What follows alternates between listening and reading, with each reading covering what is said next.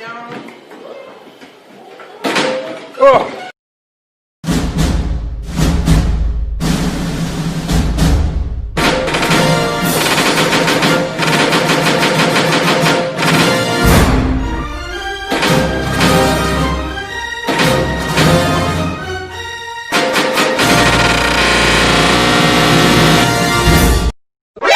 NANI?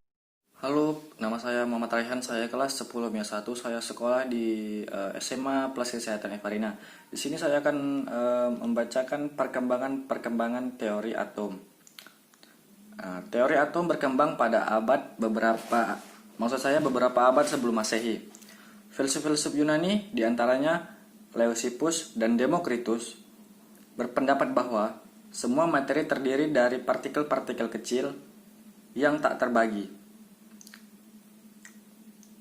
Demokritus menyatakan bahwa jika suatu materi dibagi menjadi bagian yang lebih kecil, kemudian terus dibagi lagi, maka akan sampai pada suatu saat di mana dapat bagian yang sangat kecil dan tidak dapat dihancurkan atau dibagi lagi, yang disebut atom atau atomos dalam bahasa Yunani, yang artinya tak terbagi. Adapun teori-teori atom dari tokoh-tokoh terkenal antaranya teori atom Dalton yang menyatakan bahwa setiap unsur tersusun dari partikel yang sangat teramat kecil yang disebut atom. Semua atom dari satu unsur yang sama adalah identik, namun atom unsur satu berbeda dengan atom unsur lainnya.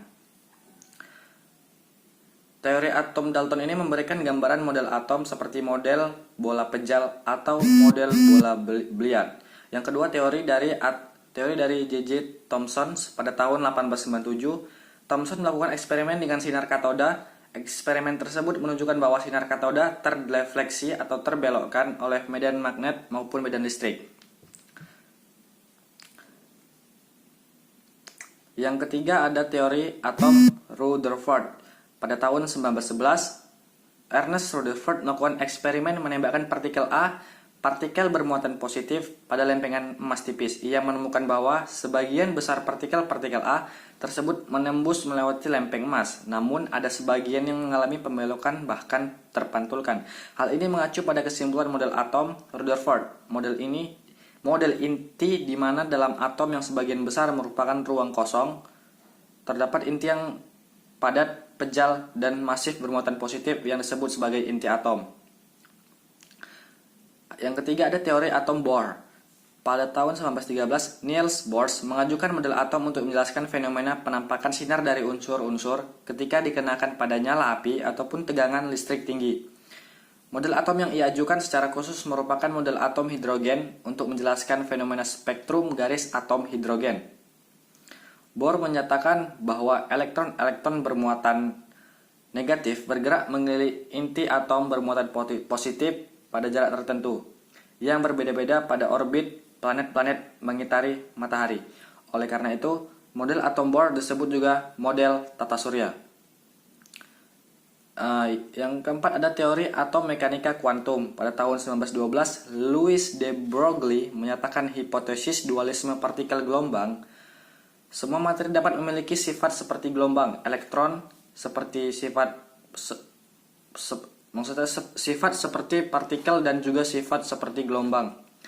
Pada tahun 1926, Erwin Schrödinger merumuskan persamaan matematis yang kini disebut persamaan gelombang Schrödinger yang memperhitungkan sifat seperti partikel dan seperti gelombang dari elektron.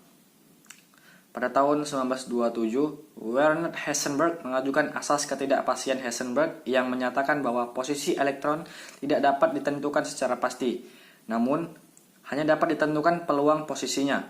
Teori-teori dualisme partikel gelombang, asas ketidakpastian Heisenberg, dan persamaan Schrödinger ini kemudian menjadi dasar dari teori atom mekanika kuantum. Jadi itulah perkembangan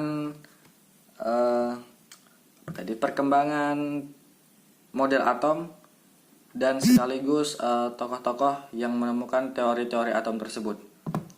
Sekian dari saya. Terima kasih.